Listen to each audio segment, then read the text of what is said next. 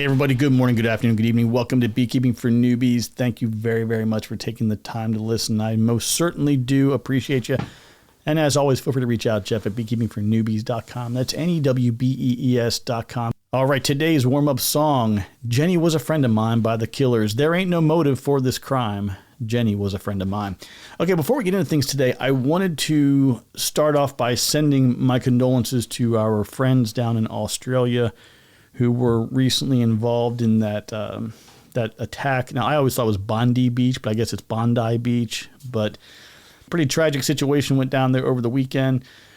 And I'm not going to go much more into that. It's just really, it's a sad thing, and I don't like it, and it's pretty disappointing and upsetting, but I guess that's the world we live in. So please keep those folks in your thoughts and prayers, and we'll leave that there. Now, this week, we're going to talk about something that I think is pretty important. When we talk about anything with IPM, and when we say IPM, we're talking integrated pest management. Anything that we're talking about in the IPM space is important, right? We don't talk about illness or disease or things that can affect our hives and then kind of go to, well, I told you about it, but it's really not important. Everything we talk about in that space is important. I think it's important also with that to discuss it in the terms or in the context of severity. And I'll give you an example. Like anything can affect the hive and not be a big deal. And it sort of goes to that statement of everything is okay until it isn't.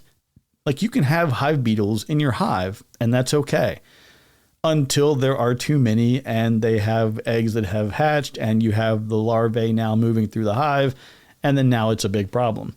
There are some things that are like that where they can be present, they're manageable, you take appropriate action, you deal with them, and the general and overall health and well-being of the hive and the colony is really not impacted, or at least it's not severely impacted. There are other things that are massively impactful. And what's weird is I always think about this. This is something that I'm talking about in my mind because I have problems. I talk to myself a lot, but I go through this in my mind a lot. And I think about all of the things that affect bees and all of the challenges that all of you email me about and things that we discuss in the Discord room and by phone even sometimes.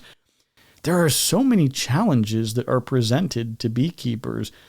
It's almost like this endless world of, what's trying to kill my bees today. And I see this frustration that I remember very well. But I see this from a lot of people, and they're just like, I was so excited. Everything was going so well. And then the thing happened. And I completely get that, and I sympathize, and I can understand where you're coming from. When we talk about disease, though, specifically certain types, like for Varroa, it's a good example to use. It's one where we fall victim quite a bit to, like we can't see it and we can't necessarily see all the adverse effects, so we think it's not necessarily a big deal. Number one, guiltiest person ever about that. I was so terrible in Varroa management early on. I look back and I think of all of the signs that were there that I completely missed. But then you have things that are very overt, very obvious, very plain as day. But then you have things that will occur or present themselves that are clearly an oh crap kind of moment. And that's kind of what we're going to talk about today with American Foulbrood. We are going to talk about both AFB, American Foulbrood, and EFB, European Foulbrood. We're going to touch on both, but the emphasis is going to be with American Foulbrood. And it's really driven today, or I should say for this discussion specifically, is coming from some messages I've received. There's one message I think was specifically talking about a lot of messaging in their area that is maybe borderline and certainly I'm sure unintentional, but kind of some fear mongering. Because you got to remember, think about like the news or a lot of social media. Like you never turn on the news or listen to social media when they say, hey, look, somebody found a kitten on the side of the road and saved its life. Isn't that wonderful? It's always like, 15 people were stabbed today. Or, there's always bad news. Or they got to keep you scared. It's like, World War III is right around the corner. It's happening now, right? So fear and these things really sell. They keep people's attention. And it's just the reality of the world we live in. So I think a lot of people take American Foulbrood and they use the severity of it as sort of a, it's almost, here's another example kind of going in line with that. if you take like a disease or an illness that has like a 50% mortality, like that's really bad, right? If 50% of people infected by a disease died, that's crazy bad. But if the infection rates were like 1 in 20 million, I'm going to roll the dice that I'm going to be okay, right? Something like that. That's kind of what American Foulbrood is to me. It is serious. It is something that has to be taken seriously. And when it infects a colony, it can rapidly spread through an apiary. It can spread through an area. So it is something to be taken seriously, but I think a lot of people have used it as an opportunity to scare people a little bit. So we're going to talk about that a little. Another thing we're going to talk about is somebody had reached out and said, hey, I've got an opportunity where I can get these, a nucleus colony with a vaccinated queen. The queen is already vaccinated for American Foulbrood. So we're going to talk about that a little bit today too. So kicking things off, why does American Foulbrood get so much attention? And I think what you have to look at is it's a severity thing, right? It is one of those things where once it is confirmed, once you know that you have American Foulbrood, it's not as simple as, hey, let's just pull this frame out, toss it to the side and keep on trucking. Everything's going to be great. It's going to have some pretty severe consequences. There are a lot of mandatory reporting requirements. I think pretty much everywhere, if you have American Foulbrood and you know that you have it, you're going to need to reach out to your state apiarist, somebody in your state ag department. You got to let somebody know, right? And of course, once you do, people want to drop by and say hi and shake your hand and tell you how great you are. You're going to get visitors. You're going to get people who want to help you document things. And it's generally a good thing. It's not, I guess it can be adversarial. I was talking to a gentleman a couple months ago who had a newer, state inspector come by and kind of make an accusation of Foulbrood when it actually wasn't. It was kind of a different scenario. But in this case, you're probably going to have to tell somebody, and you're going to have to go through some pretty drastic steps to address it. And I think this is another reason why AFB stands out so much, is because the process you have to undergo to rectify and correct everything is sort of the trial by fire. Like you're burning equipment. That's pretty much the best way to go. But what I think is really important to keep in context, and again, it goes back to some of that fear things. Yes, it is a severe and serious thing to have or to occur within your apiary, but you also want to think about frequency, because it is far less likely to occur. So you have severity versus likelihood, high severity, low likelihood. And there's a lot of things too that get confused when you look at online discussions. And I think a lot of beginners will instinctively go to a worst case place. They see something they don't recognize and they kind of say, oh my God, I hope this isn't AFB. I hope this isn't one of these kind of more serious things. And we'll go through a little bit later. We'll talk about some of the things to look for and, what the specific signs. I want to go to signs and symptoms, like you're interviewing them and asking them questions. How do you feel? Can you rate your pain on a scale of 1 to 10? But you're not going to go exactly to that level. But what signs are you seeing within the hive, and what do the actual frames themselves present, and what do you see? And we'll cover all of that. But another challenging element to this is, with disease like human disease, we can usually get some general metrics from somewhere. We can say, hey, what's the national influenza rate in the 2023 season, 2024 season? Like, you can gather some kind of data. There really isn't a clean, national AFB infection rate that's published anywhere. And of course, a lot of this comes down to the state level. States have to do things individually. And even if they do, are they publishing it and making it widely available for everybody else? So gathering data and understanding what your threat profile and the threat risk looks like can certainly be a bit challenging. What I would say is, I'm going to make a statement here that I don't know, maybe somebody will beat me up for it later. I believe that probably the majority of beekeepers will never actually have a confirmed case of AFB within their apiary. Now, it's a kind of a bold statement to make there, but there are a lot of variables to this, right? You could be in an area where people are consistently every year seeing it. I'm in a place where there are not a lot of bees at my neighborhood specifically. There are not a lot of bees. There are not a lot of incidences of AFB. I've had it at my home 2 times in about the 9-year period that I was actively keeping bees here. And again, there's not a really dense beekeeper and recreational hobbyist beekeeping population here. There are a lot of beekeepers in the neighborhood, but it's just not really super dense. But it has been here. I haven't seen it here in 5 or 6 years, maybe something like that. But again, I know people in different areas where there is a much more dense population, and it only has to get into one colony. Like one colony gets infected, and then things can spread and make things worse for everybody around. But what I want you to think about when you're going through your IPM strategy and all the list of amazing, fun things you can have to deal with, I want you to understand what this is, and I want you to understand the severity and the importance of it. But I would really encourage you to focus your attention, number one, on the mites. Focus on varroa. Focus on queen-related issues, overwintering, bee nutrition, just good hygiene habits around the hive, and with maintaining your equipment. Focus on all of those things first. You're not going to stop AFB. You're just not going to stop it. But the fact that it's relatively unstoppable as far as the probability or possibility of infection, that doesn't mean that that goes back to that likelihood. I think a good example is thinking about it like a house fire.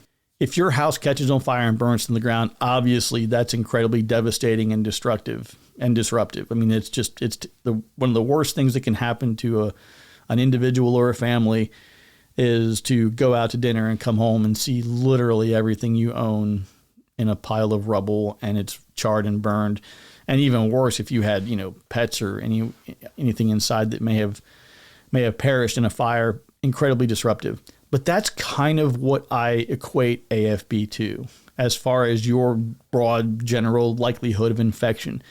It's like a house fire. It happens, right? You hear about it on the news. A house caught on fire in this neighborhood.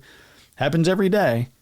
But the probability of it happening to your house, probably not so great. But it makes sense to be scared of it. And it makes sense why people would be scared, because it's an extreme outcome, right? I mean, you're burning everything. You're taking stacks of hardware and frames, and you're looking at hundreds, sometimes thousands of dollars of gear being burned. You're not going to forget that. And when somebody tells everybody else about it, because again, these types of stories will spread pretty quickly. And honestly, they should. If you're in an area and your colonies end up with AFB, you need to let other people know about that. It's not a matter of bullying or somebody coming down. I mean, they came from somewhere. It came from another colony somewhere else. Not always, but that's one of the spread, mechanisms to spread. If you're a brand new beekeeper, you got brand new gear. I'm talking new protective gear, new hardware for your hives, and then you end up with AFB. It either came in on the bees you got, which again, it's possible, or drones or other bees drifted into your hive from the neighborhood or from your surrounding area. It came from somewhere. So it's not like you're going to get bullied and picked on, or at least you shouldn't. It's not like you kept a dirty hive and then got AFB. So it is important to report and let people know about it. But that word travels fast and people get scared. And it's always easy to think of, worst case scenario, like, oh my gosh, what if it happens to me? What if the ones that are 3 miles away, what if my bees get infected from that? So now that we have kind of a little bit of background on, what it is and why it's getting so much attention, let's talk about, what it actually is, how it differs from European Foulbrood, and we'll see where we can maybe address some confusion and correct a few things that are some common misconceptions out there. So they are both, American Foulbrood and European Foulbrood, they are both brood diseases. So they are going to kill developing larvae, and they're not interchangeable. It's not just like, oh, mine happened in the UK. I have European Foulbrood. Mine happened in the US. It's American. It has nothing to do with the geography. It's a matter of the underlying disease itself. And as we go through this, I think you'll get a better understanding of how they're spread and also what's similar and different about the two. And it makes it a lot easier then to diagnose. So American Foulbrood is caused by the Paenobacillus larvae. So it's a spore-forming bacterium. The disease or the infection starts in the larvae when they ingest contaminated brood food. So nurse bees, while they may be completely asymptomatic, they show no clinical signs, no sign of infection, nothing. They are the delivery mechanism of the infection to the young developing larvae when they're feeding them. Now, everything will look normal. They will be fed, the larvae will start to develop, they will be capped. The death is occurring post-capping. And as I mentioned before, like, colonies don't recover. It's not a situation where you're going to, just sprinkle a little something inside the hive and they get better. Like, unfortunately, they get capped and then the symptoms begin to present themselves. And the spores that are, the American Foulbrood, the actual spores will persist for a very long time. They contaminate everything. They can contaminate frames, with, of course, the bees themselves becoming carriers, and then you contaminate the brood food. It can get on the frames. It can get on your gloves, your gear, your hive tool, your clothing, everything. Now, European Foulbrood is caused by the bacterium Melissococcus plutonius. It does not form those long-living spores, but it is also transmitted through contaminated brood food. So this is, again, it's going to affect the larvae before the cells are capped, and it's often associated with stress, nutrition issues, population imbalances, other challenges taking place within the hive. Now, colonies can and very often do recover, when the conditions improved, when the health of the hive improves, they can definitely clear up and be corrected. But again, both of them are, brood diseases transmitted, by nurse bees. So how do these diseases move and transfer between colonies? So one way, of course, with AFB, we talked about the spores and being on your gear, so you can physically transfer them between colonies. But remember that we talked about it being a contamination of brood food. So robbing behavior or contaminated honey and brood material, these things can all be taken from one colony to another. We have worker drift. So, adjacent or nearby colonies, it's not unusual at all to have a bee return, end up in the wrong colony, and that's going to be their new home. If they are infected or carrying those spores, they can certainly pass those on. Or if they have any of that contaminated food that they then pass on to a nurse bee, certainly can be transmitted through that way. Drones are always moving, between colonies. There's a possibility that they could bring some of that material with them. Now, one thing that I kind of advise, and it's a loose piece of advice. It's one of those things where ultimately you do what you want to do, and don't make this one thing be the driving force behind all decisions in your apiary. But the layout of your apiary can definitely have some small impact on this. And what I mean is, let's say that you have 4 rows of 20 colonies in each. Let me grab my pen real quick. 4 times 20. No, you have 80 colonies in these 4 rows, and they're all back to back. Boom, boom, boom, right? You have a lot of colonies in one area. You're probably going to have some drift. There's a possibility, the most likely and a certainty, that there's going to be some robbing in there somewhere.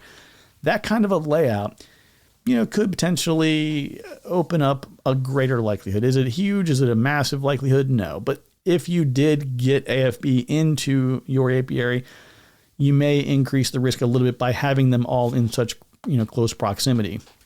So some people have advised, put them into a horseshoe, or put them in groups of, on 4 on a pallet, and then you can have your pallets spread throughout. Some people will do, like I like the cinder blocks with 2 4x4s on them. Gets it just up off the ground, really easy to deploy and get set up quickly. But just keep that in mind as an idea or a thought. If you're putting out a lot of colonies, maybe group them in 2 or 3 here and there and just spread it out throughout your property. You don't have to have them all side by side. So one thing I think is important to bring up while we're talking about, again, the 2 AFB and EFB, honey is a transmission vector for the spores of AFB. So that's why you've heard people say, I'm hoping you've heard people say, hopefully I've said it, you don't share honey between colonies. Now, if you have a frame of capped honey, you may not know, right? You have this capped frame of honey, and you have a colony that was healthy. You thought everything was fine, and then somehow there were some AFB spores in there, and for whatever reason they made it into the honey, but didn't affect that bee because that bee was already past its feeding of other bees kind of level. It was no longer a nurse bee, so it wasn't interacting with brood. So you could actually have AFB spores in your capped honey. You have another colony and you're like, oh, I'm going to boost them with this frame from another colony.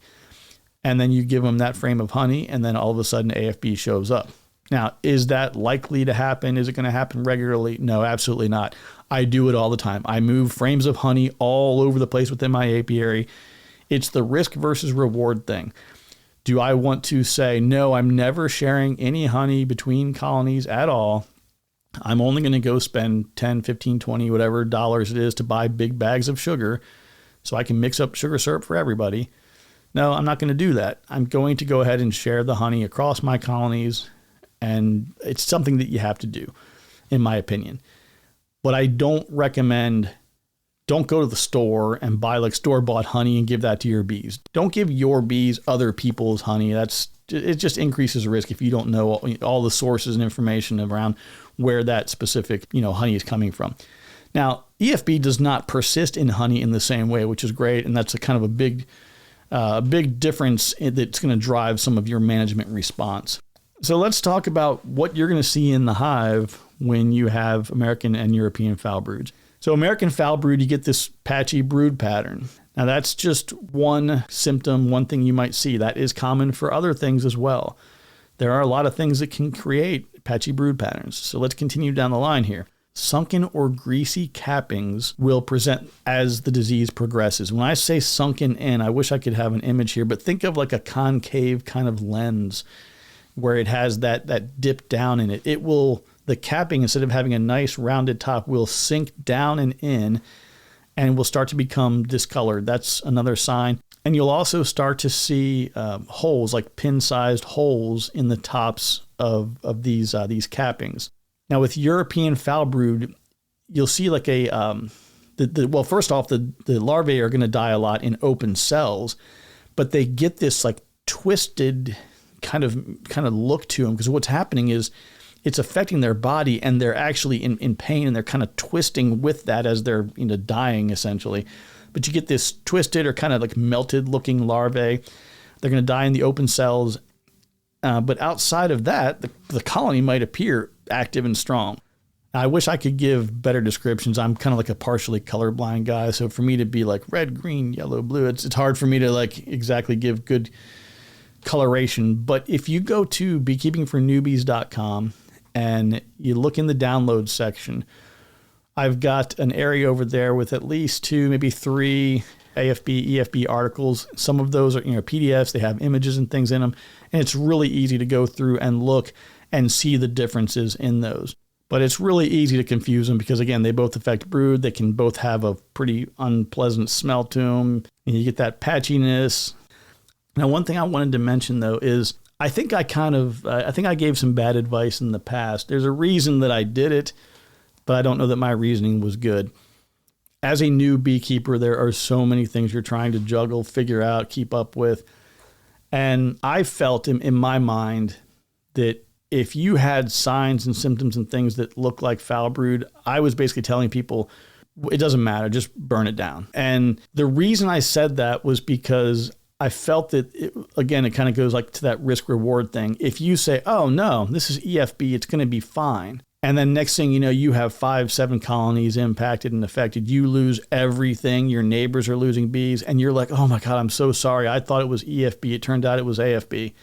That's kind of the reasoning behind it. Like if you have people who are brand new and really don't fully understand how to recognize the disease, if they misdiagnose, it becomes catastrophic for them and the beekeepers and the bees around them.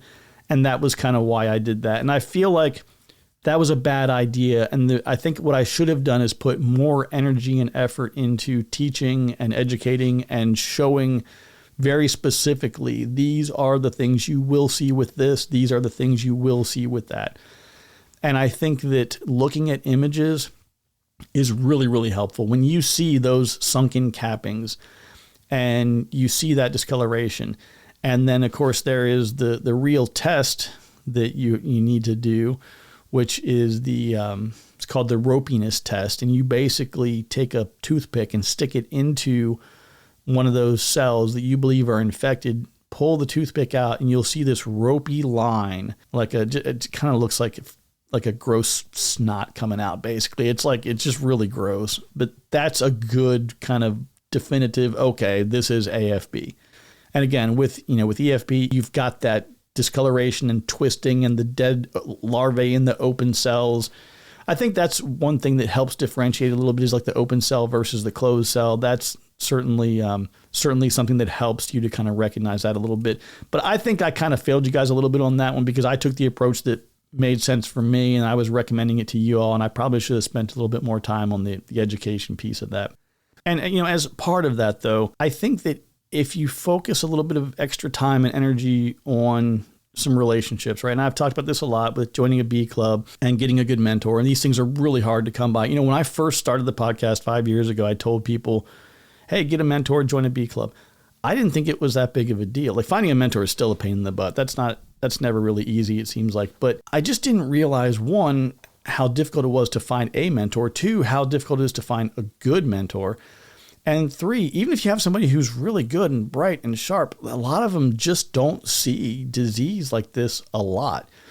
So that's where it's not a bad idea to try to develop relationships with your state apiarist, or with anybody who is local to you, with your local ag office, or your USDA either your USDA field office or your local state office. Somebody who can give you some guidance and help you out, because most of these people are really, really busy. Like, they are out a lot doing work and doing inspections and helping beekeepers solve problems. They are in beehives, all day, every day, a lot of times.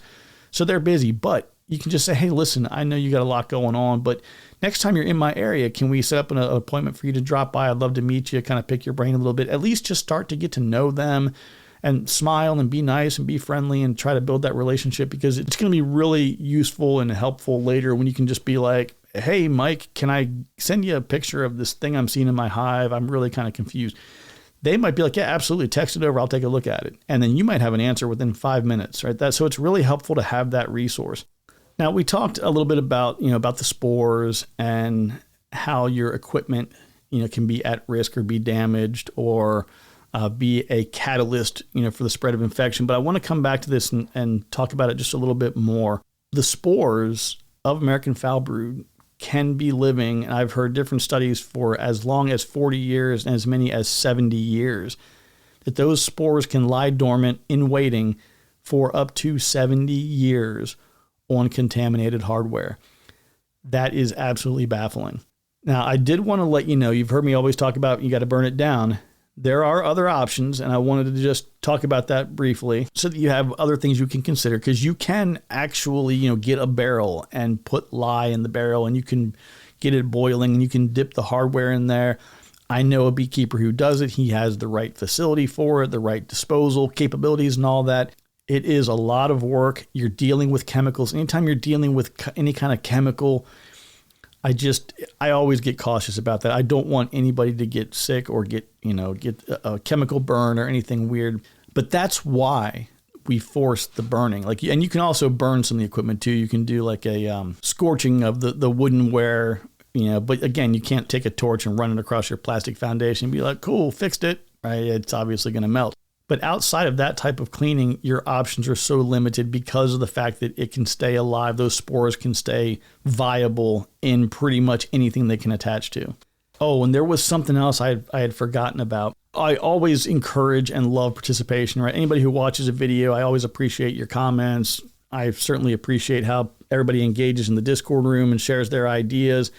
There's been a lot of times where I've thought that I've had something completely figured out. Somebody throws out an idea that's kind of contradictory to what I've thought or the way I've done things. And I thought, wow, that's a really cool approach. I never even considered that. So please keep doing what you're doing with that. But somebody had commented on the video that I did, is like, how expensive is beekeeping? I think is the video where this comment was made. And someone said, oh, well, I just go to I go do auctions, these farm auctions, and I get all my equipment there for pennies on the dollar. And I think that that's really awesome. Like, if you want to go buy a tractor, or you want to buy some farm equipment, or, you're looking for, whatever tools and things you might need around the farm or whatever, I think that that's a great way to go. But for all the reasons that we just discussed, I think you now have a pretty good understanding as to why that could be a really bad idea. You can look at the equipment. It can look clean, pretty, and beautiful and be riddled with AFB spores.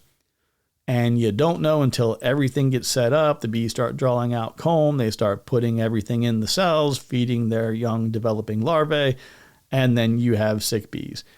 So again, it's a risk versus reward kind of thing. If you have an out apiary or a place that has no other existing bees and you wanted to roll the dice a little bit, I'm not going to tell you not to. I just want you to understand that there is some risk associated with it. And the percentage of probability of that happening, it's probably sub 1%. It's probably like a 0.5% probability that you go to some estate sale somewhere or an auction, get a bunch of bee gear, and that it is actually infected with AFB. Probably really, really low probability. But I want you to be aware that that is a method of transmission, is between secondhand and used inventory and old goods. I would definitely strongly discourage it if you have a healthy apiary up and running and everything is great, bringing in a whole bunch of used hardware like that. I think it introduces a lot of risk. Now, I wanted to cover another area of discussion on the subject that I think is important. I feel like I'm like all over the map. I have all these ideas in my brain and it's like rattling around. And I, did not take the ADHD medication today, so it's a little bit of a wild place up here. But we know that the exchange of food between nurse bees and developing larvae can pass AFB. We know that that is the vector of transmission. But we also know that the spores can be transmitted from one bee to another through contact. If you are open feeding, whether it's a bucket feeder or, a tub feeder or any other kind of open feeder, there is a possibility, I would say even an increased likelihood, that if there is any foulbrood in your apiary, adjacent apiaries, anywhere within the foraging range of your bees, it is possible that there may be transmission. Now, you're not going to know, right? You don't know until someone tells you or until you find out through some means. And that's where I would recommend, if there is something with your local bee club, the state ag department, Facebook groups, I really discourage the use of these Facebook groups because every time I go in there, I cringe. The advice I've seen literally every time I look at one, if I'm having a good day and I'm like, this day is too good, I need to make it into a bad day, I just go look at a Facebook group around beekeeping and I'm like, oh, for the love of God, you got to be kidding me. And then I leave and then I can get back to a normal bad day. But in all seriousness, like, you got to be really careful where you get your information from. But wherever you can get alerts and information about things that are important in the bee community and within your community around beekeeping, definitely sign up for those alerts. Because if someone says, hey, I live in this neighborhood over here, just wanted to let you know we found 4 colonies that are infected with AFB. My neighbor 2 miles from here, they've got 1. If you're open feeding, shut it down. And it might not be a bad idea too, if you hear about things going on in your area, maybe go ahead and reduce those entrances for a week or two, just to make sure that no potential robbers get the idea that those colonies are going to be good targets. Because if in the event of robbing activity, they can absolutely be passing that infected, those infected spores into your healthy colony. Also, along that note about, spreading between colonies and things like that, think about people. So if you have someone who says, man, like, I think you're an amazing beekeeper, I've heard all these cool things about you, I want to come to your house and do some inspections with you or whatever, make sure that you either say, my recommendation is to say, well, look, I've got some brand new loaner gear that I have here, or I have this gear that was my daughter's or my son's and they're not here, feel free to use this. Let them use gear that you have that is clean and free of contamination versus bringing their potentially infected gear into yours. Now, I have gone into many other people's apiaries and helped out with my existing gear. I have other people come and help me, and I have not ended up with resulting in subsequent AFB infections. But again, I'm just letting you know that it is a vector of transmission through gear, and when people come into your apiary or you go into theirs, it is something that can happen. If someone says, hey, I think I have this, and you're going to go take a look, that's a great opportunity to bring, that spare gear. Or maybe you just go with a veil instead of your full big suit kind of thing. Whatever you need to do, whatever adjustment you need to make to reduce the transmission, that's certainly going to be something you want to do. Now, let's talk about this vaccine that I mentioned earlier. So I had a listener reached out and they said, hey, I'm thinking about getting a nuke in the spring. and this nuke is going to be pre-vaccinated against American Foulbrood. Like, what do you think? And I think on the surface, it sounds really cool, right? I mean, I think it's like, wow, we got an opportunity here to proactively and preemptively address something that could be a really serious, impactful illness and disease in my hives. And I can get this knocked out at the very beginning of my bee journey. Like, how cool is that? Now, when people hear the word vaccine, they usually picture something like we do in people or livestock, right? Where you get this dead version of whatever it is injected in and you build the antibodies for it and all of that. This is not a traditional vaccine. What's being used here is something called transgenerational immune priming. The queen is fed an inactive Paenobacillus larvae, which again is the bacteria that causes American Foulbrood. That immune signal is passed into the eggs she lays, and any protection that exists will then show up in the larvae. So the goal is simply to reduce how susceptible the developing larvae is if they encounter AFB. So there are some really important limitations to understand here. The approach does not remove the spores from the equipment or the honey. It does not prevent exposure within the environment. It does not change the disease pressure at the apiary level or your local level. But what it does do is it can definitely reduce larval losses under the right conditions. So there are some kind of practical considerations here, though.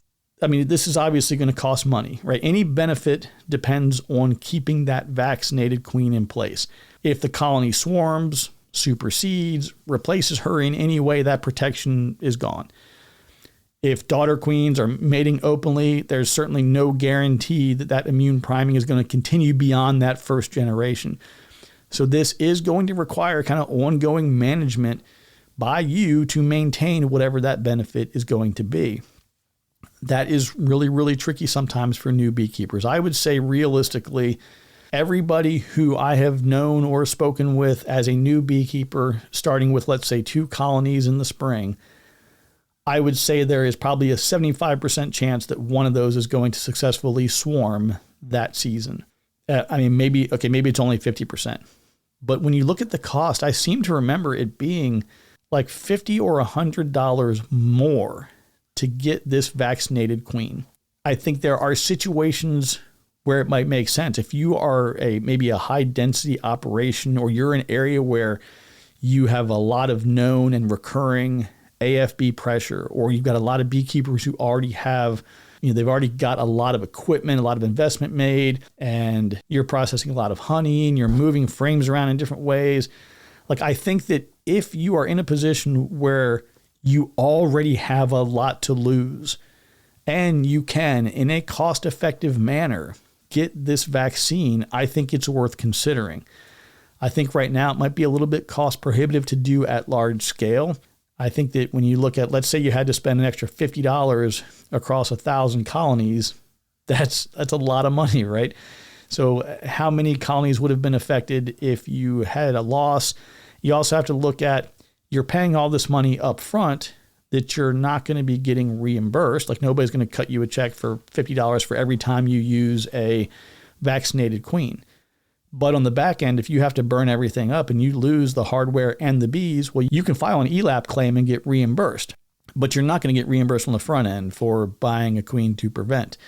So that could be something that just could be cost prohibitive and maybe wouldn't make sense at that larger scale level. Now, the current vaccine is actually, it's being like limitedly distributed, I should say. Like, doesn't have full approval for complete distribution. There are limited numbers of those who are approved to provide, these vaccinated queens. But anyway, I think for most backyard beekeepers, especially those who have not had any issues with AFB at all, I just don't think it's going to be the best use of your money. I think it's just a lot to put out and a lot of management that has to be done to make sure you keep that queen. So I think kind of like the simple way I look at it is, it's definitely another tool in the toolbox that can definitely reduce risk in certain situations. Doesn't eliminate Foulbrood, doesn't solve the problem, doesn't do anything for any other colonies you have that are susceptible, and certainly it doesn't replace, obviously, good management practices. But definitely, worth exploring and checking out.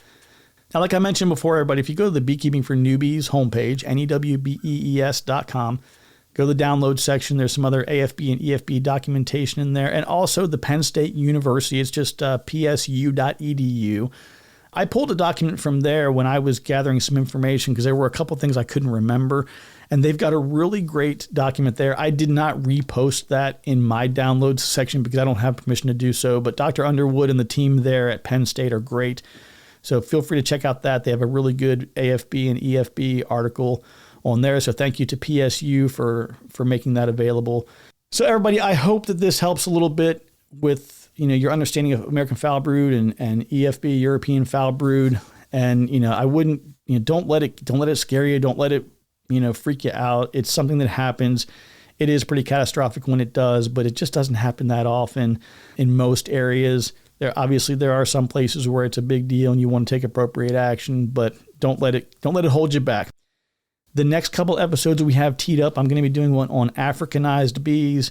I think it's something that is becoming a little bit more prominent. It's been around for a long time, particularly in the southern part of the U.S., but if you're out west, California, Southern California, New Mexico, Arizona, Texas, there's even some, I think, reported up into Georgia at this point. They're out there and they're going to continue to be a threat.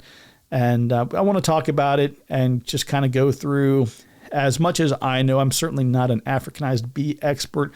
I do have a pretty good book about it, though. I'll share that with you folks. But that's going to be an upcoming episode. I also had somebody reach out and they said, "Hey, Jeff, I've been listening to some episodes and I wanted to track down the one where you talked about laying workers and I can't find it." And I thought, oh, that's no problem. I'll find that for you.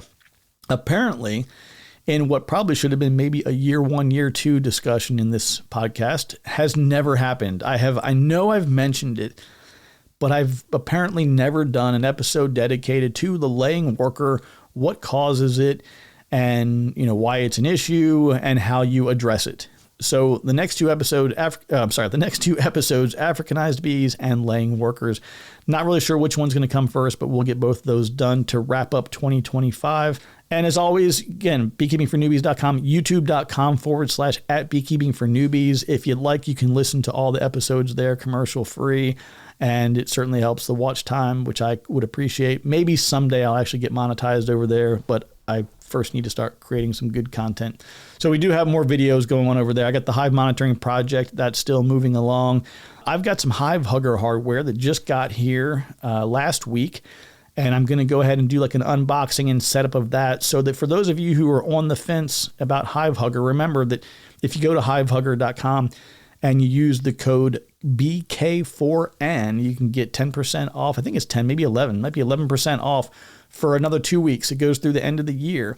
So check out hivehugger.com. I'm going to have that hardware on hand, and I'm going to do a video walking through how that gets set up so you get a chance to see that, and we'll hopefully get to that within the next week or so. But that's all I got for you today, folks. Take care, be kind to one another, and remember that I love you, and there's nothing you can do about it. We'll talk to you soon.